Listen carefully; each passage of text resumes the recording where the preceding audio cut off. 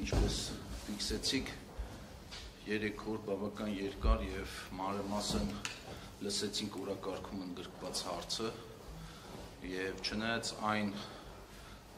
նախապես շրջանառվող լուրերի լրատվական որոշ ծառայությունների կողմից, որ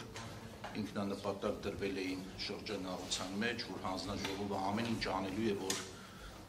ծածկադմփոց անի, ամեն ինչ անելու է, որ արագ լինի, ամեն ինչ անելու է, որ թափանցիկ չլինի, ամեն ինչ անելու է, որ դահլիճում տեղ չլինի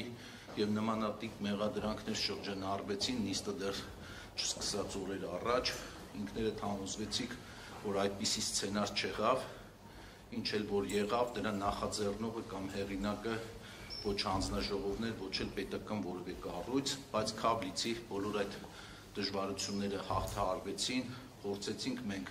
մաքսիմում ապահովել բոլոր կողմերի լսվածությունը նիստի ընթացքում, 150-ից ավել հարցեր հնչեցին այս 3 օրվա ընթացքում, տրվեցին պատասխաններ, այլ բան է թե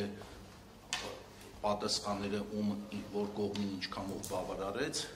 բայց բնականաբար այս գործընթացը այսօրվա նիստով չի ավարտվում, ենթադրում եմ, որ կողմերը կփորձեն իրենց իրավունքները պաշտպանել այլ ատյաններում եւ հետեւաբար process-ը դեռ ունի շարունակություն։ Process-ը ունի շարունակություն նաեւ այն իմաստով, որ այսօրվա նիստի որոշմամբ մենք ընդհանրապես դադարեցրեցինք Հայաստանի էլեկտրական ցանցեր փակ բաժնետիրական ընկերության լիցենզիան, բայց դրան պետք է օրենքով նախատեսվում է արդեն գործընթացներ, առաջիկա 3 ամիսներին պետությունը սեփականատիրոջ հետ կսկսի կամ Հայաստանի փակ բաժնետիրական ընկերության տնօրենների խորհրդի հետ կսկսի բանակցել գույքի սեփականության իրավունքի փոխանցման վերաբերյալ եւ եթե այդ 3 ամսվա ընթացքում կողմերը չգան համաձայնության, ապա դրանից հետո պետությունը կարող է գերակաշահի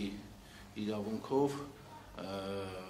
վերցնել այդ սեփականության իրավունքը, թե ինչ ընթացք կստանա այս նախանշած փուլերը ոնց կլինեն, դա ժամանակը ցույց կտա։